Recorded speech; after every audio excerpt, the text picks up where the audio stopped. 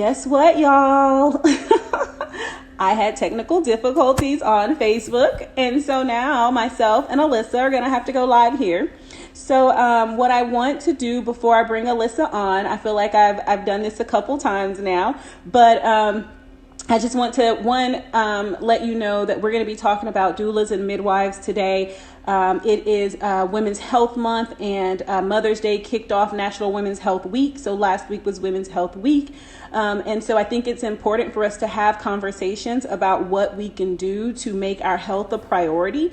And I wanted to use this opportunity to talk about doulas and midwives, how they're different, how they're the same, why they're important, what's the history, all of that. I wanted that to be a part of this conversation because we've gotten away from that just over the years. This is something that's been around for years, and somehow we got away from using them or acknowledging them or knowing things about them. But before I bring Alyssa on, I do see her there. Before I bring her on, I want to just tell you a little bit about a few things that you can do this month to make your health a priority. So one, you can you can just be familiar with your health insurance. What does my health insurance cover? What does my health insurance not cover? Sometimes we have no idea that our health insurance covers things like massages at a chiropractor's office. That was something that I learned a few years ago.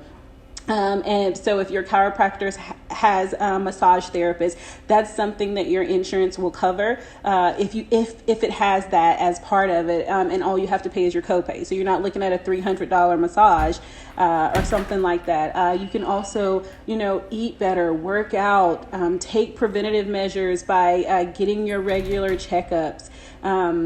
And, things that you can do to prevent injury, just not being a distracted driver, not smoking, not being a smoker, just things like that we can do to implement making our health a priority. And it's not something that's going to happen overnight. It's something that you can do a little bit at a time.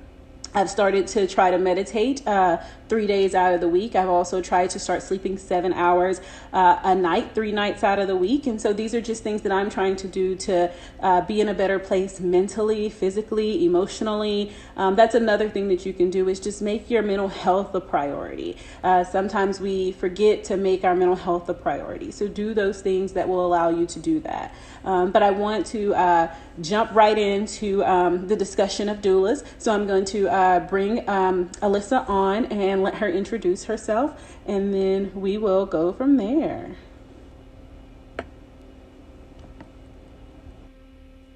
It should be bringing her on. This is going much smoother than Facebook, so we'll see. Hi. Hey, Alyssa. Hi, how are you? I'm good. How are you? Good. Trying to get my... Girl, I am so sorry about Facebook. It does whatever it wants. I know. But that's why we have other ways to do virtual lives. And so I'm glad we have this backup. Yes, thank you so much for having me. I'm excited to have this conversation and get some of these topics more widely discussed. Well, thanks for being willing to do it. Guys, just to tell you a little bit about how I met Alyssa, I did not know Alyssa. I actually had asked somebody else to do this with me, somebody that I knew, and it just wasn't something that they could do at the time. And I knew that this conversation was important. It was another doula, and it was just not something she could do at the time. Because I wanted to do this a couple of weeks ago. Actually, I wanted to try to do it during National Women's Health Week. And so I thought this is a conversation that I don't want to let fall through the cracks. I don't want it to not happen. And so your girl just went on Facebook looking for doulas. Isn't it crazy though? That's just the times we're in. All you have to, everyone is one search away, it seems like. Exactly. And so I found Alyssa just searching Facebook for doulas, and she was responsive once she found my message over in the others folder. I was like, a lot of my messages and stuff, I have to be careful with that with my training business too, because they'll be in the request and I just won't see it at the top. So I'm glad I caught it. I'm glad you did too. And she was gracious enough to do this. She was receptive and responsive. And so I just want to thank you for being willing to have this conversation and being willing to come on my platform and share it with the people who follow me as well. Of course, no problem. I am honored to be here. So I want to just kind of jump right in and let you tell people a little bit about yourself, what you do, and then we'll kind of go into the talk of what doulas and midwives are. Okay. Okay. My name is Alyssa Nichols. I am from Dallas, Texas. I own and operate a fitness studio, a private fitness studio in the downtown area here, where we focus on functional training. I'm also an AFPA, pre and postnatal fitness specialist. So I work a lot with pregnant women that are dealing with postpartum and trying to sort of recover, that type of thing. I am a full spectrum doula, which I guess we can get into kind of more of what that means as it differs from just birth or just postpartum doulas. I'm a fairly new doula. I had one birth during COVID, which was Oh, crazy, wow. like during the start, and then I have a couple more coming up, one in June, and then at least two more in the fall that I'm really excited about. Yay. Awesome. Well, it definitely sounds like you're going to be busy. Like, I know you said that you're fairly new doula, but you're already like booked with now and several months out. And I'm sure at the beginning of next year, there'll be a lot more babies being born.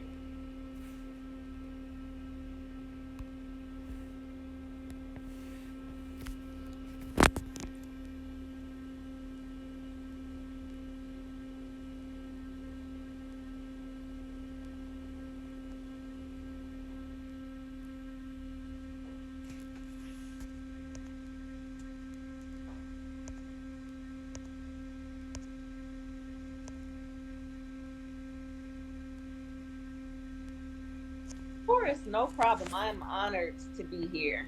So I want to just kind of jump right in and let you tell people a little bit about yourself, what you do, and then we'll kind of go into the talk of what doulas and midwives are. Okay.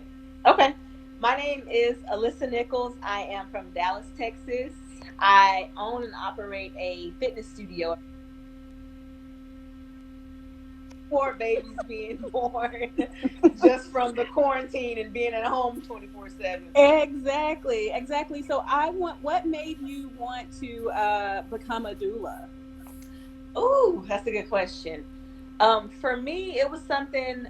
I'll start by saying I always wanted to be a gynecologist. That was my first, like as a child, that was where my first passion was. My parents kind of thought I was crazy because I was always watching A Baby Story. I'm like 12, and they're like, "What is her obsession with Right. with babies and this whole thing?" And so I went to school. I actually have a BFA in studio art, which is totally random.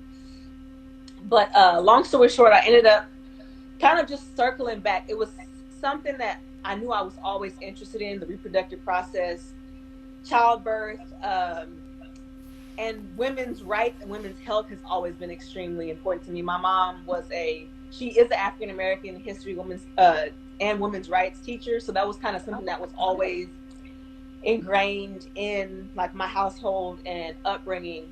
And then as I got older, I guess I kind of started to learn more about the health system and the medical field and hospitals, and I kind of started to feel like maybe that wasn't the right lane, the most perfect lane to fit like this type of person that I am. And so when I started my training business, I ended up getting that certification in pre and postnatal fitness to kind of sort of start that journey of kind of figuring out, well, Mhm. how does my passion for Right. reproductive health and for women, how can I kind of mesh that in with what I'm already doing with fitness? And as I started to do more research, I started to learn about doulas and what that means as far as how you can help and assist women along their journey, and also still keep some of the ideals that I hold close to me as far as holistic health and those type of things, and not be confined so much to the rules of medicine as they relate to hospitals. Okay. So I just kind of started my deep dive from there, trying to figure out what the process was like. Awesome.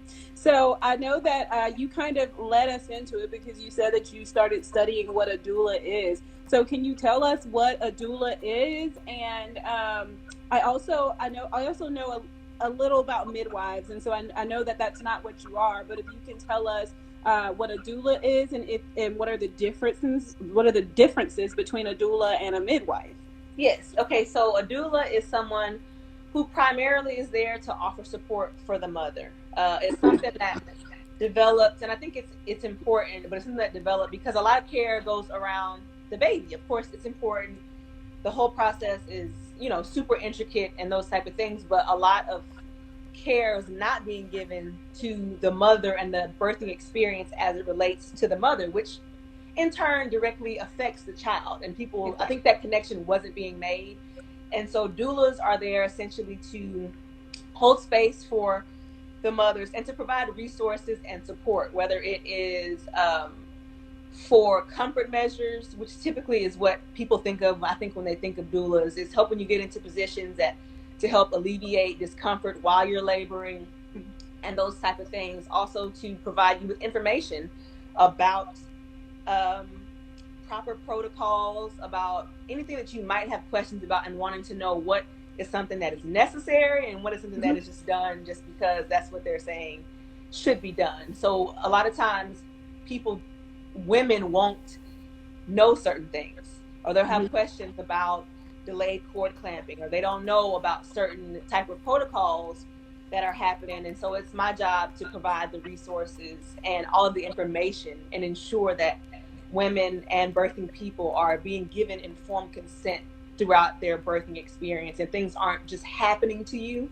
without your awareness because you're in such a vulnerable state, if that makes sense. That makes a lot of sense. You are essentially like an additional support system for the mother, and then you provide them with the tools that sometimes they don't have, or the knowledge that they don't sometimes have because they are so distracted about giving birth, right, that they don't know what to ask, or they don't think to ask some of these questions. So I get that. So what is the difference between what is a midwife, and how does that differ from what a doula does? Okay, so I get this question a lot, and it kind of gets intermingled. But midwives are they would be in the same field as an obstetrician, as your gynecologist. Your midwife is who's going to deliver your baby.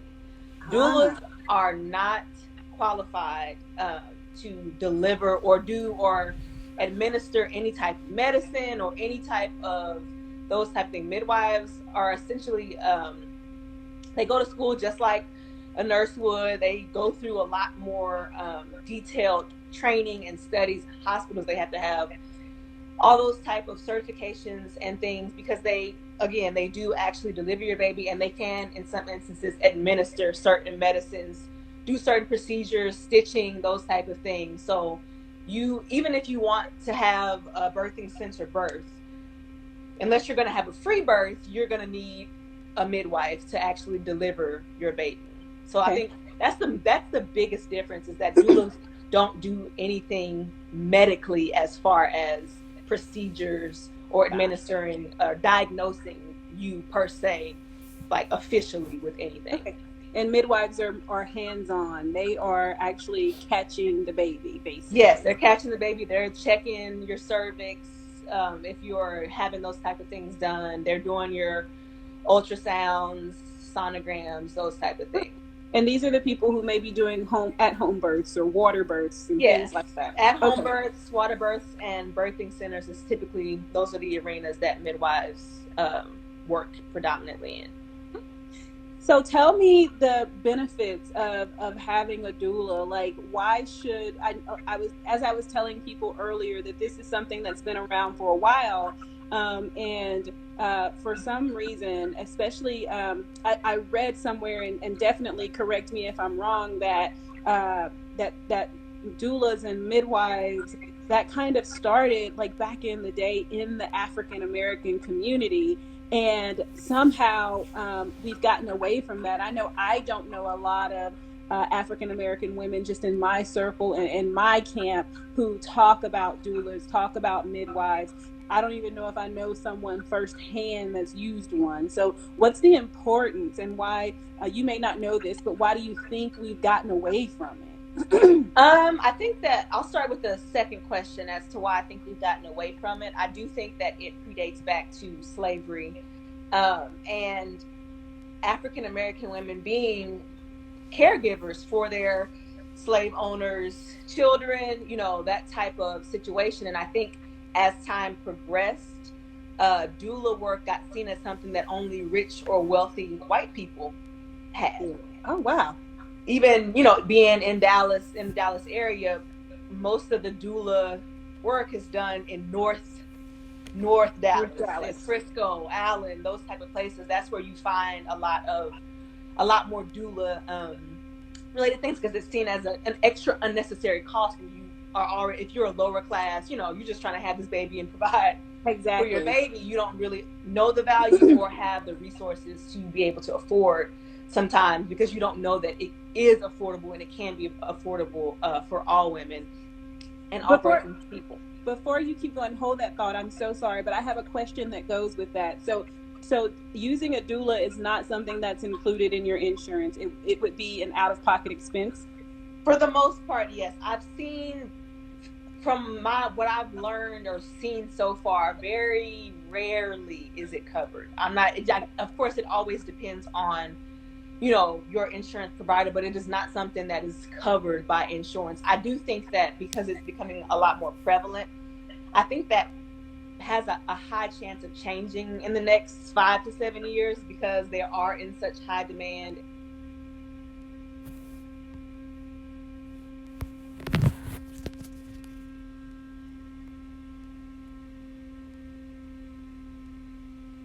Think like, oh, I got my husband here. Most of the time, he is like a deer in headlights. Exactly. You get some men that are very involved and are very hands-on, but for the most part, they are just kind of like, oh, just do whatever the doctor, do whatever, just, you know, do whatever. What the doctor says. Right. And not saying, you know, that all doctors are terrible or that you shouldn't listen to your doctor, but you have to understand that, particularly in hospitals, there are a lot of protocols that are in line specifically because they're necessary procedure for the hospital, or hospitals is where money is being made. That's where that whole thing's happen, and they don't always have your best interest at heart. So if you, especially first-time moms, I know doulas, first-time moms tend to really look for that extra support and just knowledge. So doulas are important if you are uncertain about whether you want to have a hospital birth or a home birth, or what the difference is, a birthing center birth. If you just have questions about what to expect when you're delivering, how that process goes, doula, if you would like to be more prepared or feel prepared, you definitely should consider getting a doula and just having that support solely for you. Because, you know, that's the whole thing. You're in the hospital and everybody comes in, how's the baby? And it's the baby, and it's like, I just made a whole person and birthed it, and no one right. I'm the one. I survived. Okay, we don't fear, but you know, a lot of times, because babies are so cute, squishy, and you know, the anticipation, people don't realize that you got to pay attention to the woman too. So yeah. Well, that's awesome. And I kind of have a story that goes along with that. I have a friend, and this was about, 7 years ago, where, you know, we were very much into the way that we do things now when women are having babies. And she's a nurse, and she is very, very outspoken. She's a very outspoken woman and a very outspoken nurse. And so when she delivered her baby, she took control. When she gave birth to her baby, she took control in the delivery room. So she delivered her baby standing. And, you know, people don't do that anymore. And me not having any kids, I'm like, girl, what in the world? Like, how? And she was like, well, this is how it used to be done. And she was like, gravity is on your side when you're standing or when you're squatting or when you're holding on to something. And so, you know, the doctor is there to catch the baby, because your body naturally does what your body is supposed to do. And gravity helps your body out. And so I thought that was so awesome. And I think it's just an example of what you were saying. Like, most women don't have that knowledge to say what they want or know what they want in that moment, but also be outspoken enough. Sometimes we do know what we want, and we may not be outspoken enough, or the doctor is speaking over us. And we feel like their decision is final. And so I thought that was a great example of taking control. That is a great example. And I mean, even the most outspoken person, when you have contractions every minute on the minute, you're just trying to make it, Exactly. to the next break, to the, trying to catch your breath and those type of things. And so, you may think you may be the most outspoken person before, but in that moment, you may not be able to find two syllables, to put together. And kind of going back to what you said about the positioning that your friend birthed in, you don't know what you don't know. You just, Right. you go in and they tell you got to put your feet in the stirrups, and this is how it is. And a lot of people don't know that when you're laying on your back, your pelvis is 30% smaller. The actual hole where everything's supposed to come out of is closed by 30% when you lay on your back. But when you stand, Everything it can do, because your pelvis is going to separate to make room for the baby. Our bodies are amazing to make room for the baby to come through. And so if everything is 30% closer than it should be, it just makes that process harder for women. And you just, like I said, you don't know to ask, can I stand up? You don't know to ask.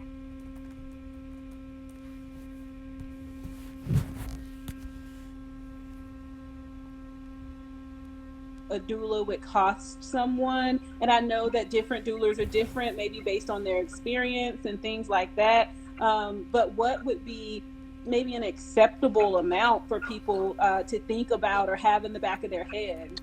I think, well, I know for a fact, I did my training in Austin, and the prices out there vary from the average price in Dallas. I know the average price for a doula, if you just Google it in the Dallas area, is $1,000.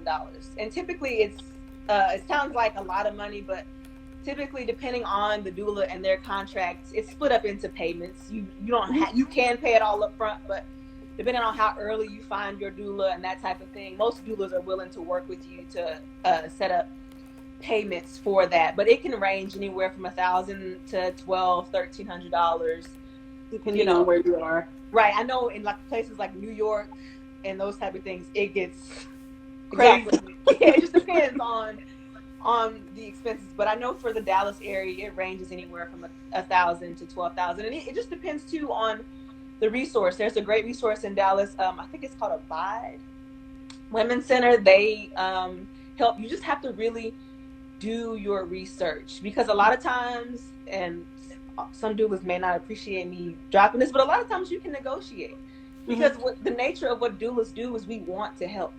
Especially if you're getting a newer doula and they want experience, they're looking to help you along this journey. So a lot of times they don't want to tell you, no, I absolutely don't want, or they're going to refer you to someone that they know is a little bit within your price range. So I wouldn't always take no, or take that first number. It's like, oh, I can't afford that. Ask, is there anyone else that they know that, might be willing to work with them as far as pricing.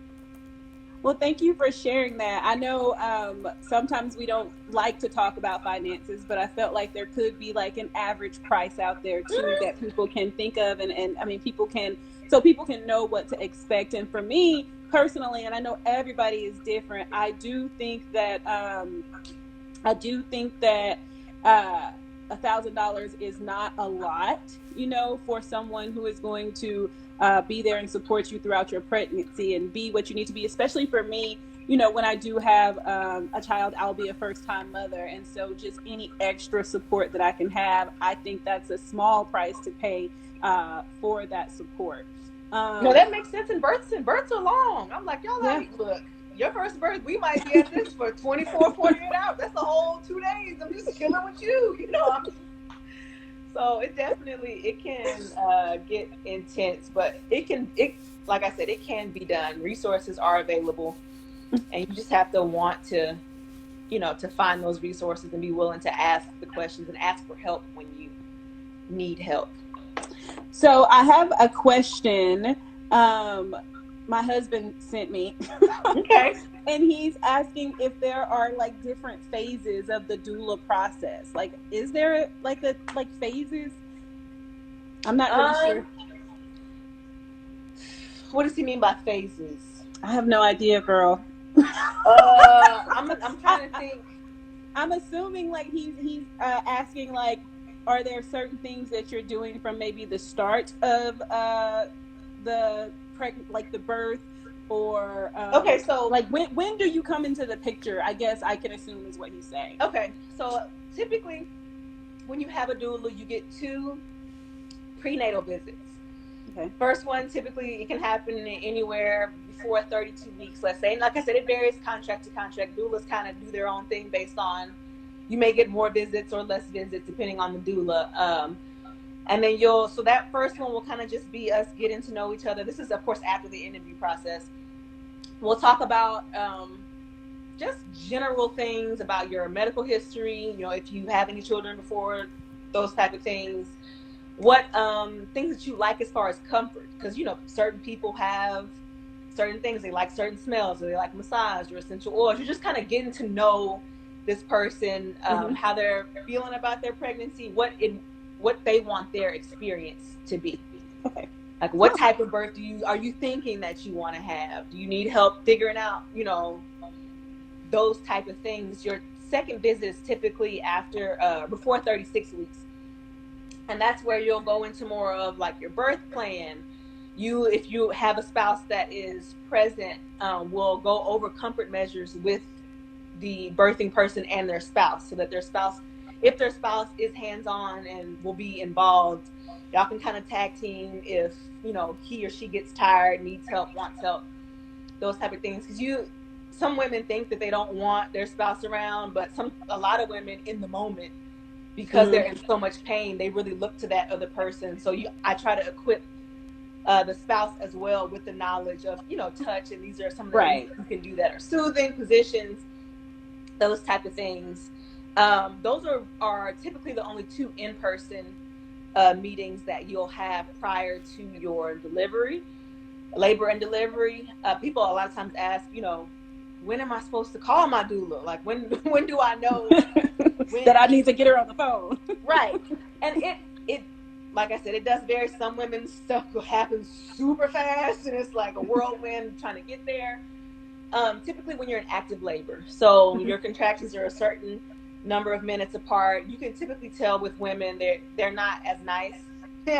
Exactly. Like, early labor is like, you could call them. I could call my client and talk to her and ask her how she's feeling, and she can verbalize, what's going on. Active labor, it's real silent. It's just kind of like, sis, get only here. way you won't know how I'm feeling is if you show up. So usually at that time, the birthing person is getting ready to head to the hospital, depending on how long they want to labor at home or don't. And then that's when your doula will come. If you're having a long labor, your doula may pop in and out. If you're, it's taking you a long time to get to how many ever centimeters or get to active and you're already at the hospital, your doula may just come and check on you. But typically around 5-ish centimeters, you want your doula to be there, because it can go really quickly sometimes. And that's when a lot of important decisions are made about epidurals and those type of things. And that's where things can get sticky as far as making those type of decisions, and you needing someone to help be your voice when if you're trying to have a natural birth and your doctor or the nurses are pushing for you to get an epidural, you're not necessarily going to want to fight. Not necessarily saying to do is fight, but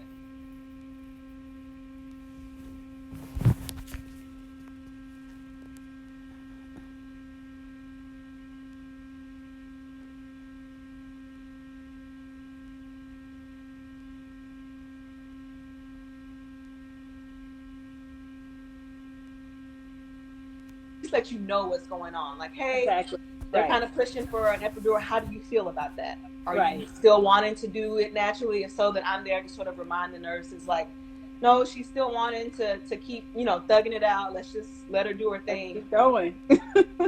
Yeah. And so from that point until the baby is born, doulas will be there. And then typically birth doulas will have 2 postpartum visits that can be set. Usually they're set before the 12-week mark, but again, it varies depending on the doula. Okay. And then my final question for you is, earlier you said that you were a full spectrum doula, and you just mentioned that there's a birth doula, right? Mm-hmm. So what does that entail, a full spectrum versus a birth doula?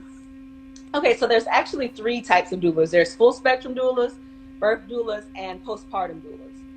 So I guess I'll start with birth since that's the most common type of doula. Birth doula is essentially what I just explained to you. They're there predominantly for you during your labor and delivery. You still get postpartum sessions, but that's more to just make sure that you're feeling well. There's not any signs or symptoms of complications. Right.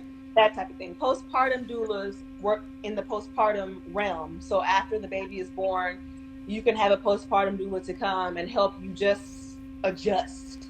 Okay. You might just need to take a shower and just, or you might need help finding a lactation consultant. Some doulas are also lactation consultants, which is helpful, and those type of things. And that relationship honestly just depends on that postpartum doula, how long they work into your child's development. Full spectrum doulas cover, of course, birth, postpartum, but they cover reproductive health.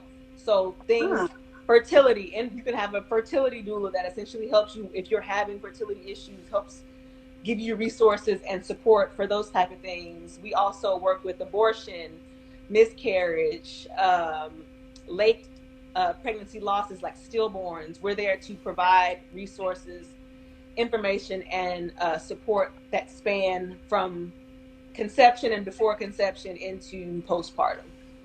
Okay. Awesome. So that is something, you just taught me something brand new there, because I just thought doula was a doula. I didn't know that there were 3 different types that, and they all do something different, or one can do all of them. Right. So that's you drop knowledge there, girl. I'm glad. I'm trying to put on for this full spectrum doulas. We need, because I mean the reproductive part is just as important as birth and postpartum. That's where a lot of things can be either avoided or assisted, and just giving knowledge to women so that they can make informed and choices with full consent and knowledge of their own body and their process, kind of equipping them early with the things that they need, the tools that they need to succeed as they traverse that journey. Okay, awesome. Well, is there anything else that you feel like you want to end with, or that you want to share? Or you feel like you've covered it all? Because that's okay too. I'm trying to think. Let me think real quick. No I mean, pressure. I think more than anything, just wanting to encourage, particularly women of color, to research what it is that's happening to us in hospitals. It's something that I think there's more conversation definitely surrounding it. I think it comes sometimes late when there's already been, a mother that's passed, and now everyone, is rushing to try and make it known. But if we can equip ourselves with the knowledge of how we're already starting at a deficit when it comes to just the medical field, then we can be in a position to not be a statistic and to change the narrative for Black women in our culture as it relates to pregnancy and birth. And that's exactly why I wanted to have this conversation. I think I shared it with you a little bit.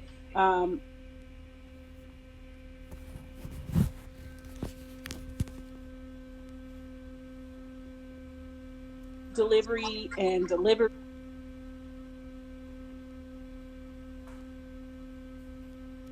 experience when we are giving birth, and how our death rate is higher in post delivery and delivery, and things like that. That it's affecting us as a culture, as a race.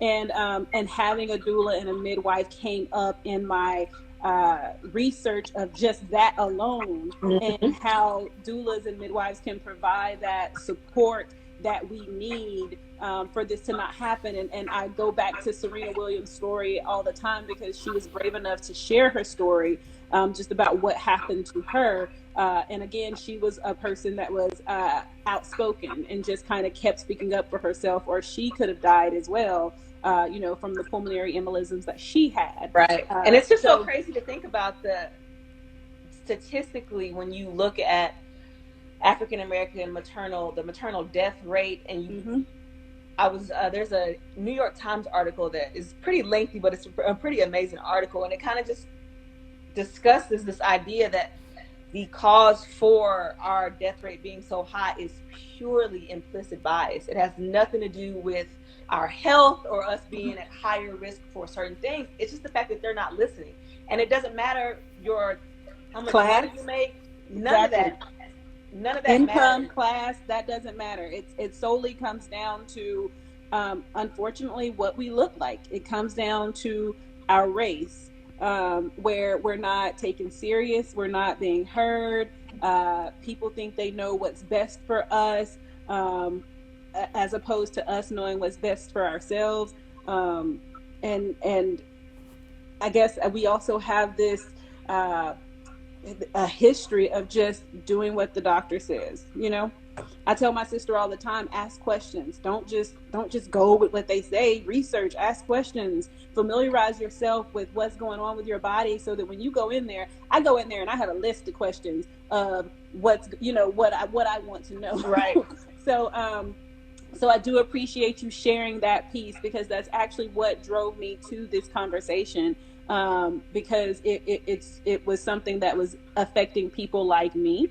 And I know that all races can benefit from doulas and midwives, but what brought me here is how it is affecting people like me. And one day I'm going to be a new mother. One day I'm going to be in there giving birth. And I want to make sure that I have all the support that I have and that I need in order to come out alive. Yes, ma'am. That is honestly, that's what it's about. It's just making sure that you know what you're up against, and when you can make decisions to try your best to avoid some of the unfortunate pitfalls that women of color face when they enter hospitals and enter those type of things. I also want to encourage women to understand that they're the I won't even say the ease, because there's nothing easy about labor or delivery or pregnancy, but you want to start preparing for your pregnancy now.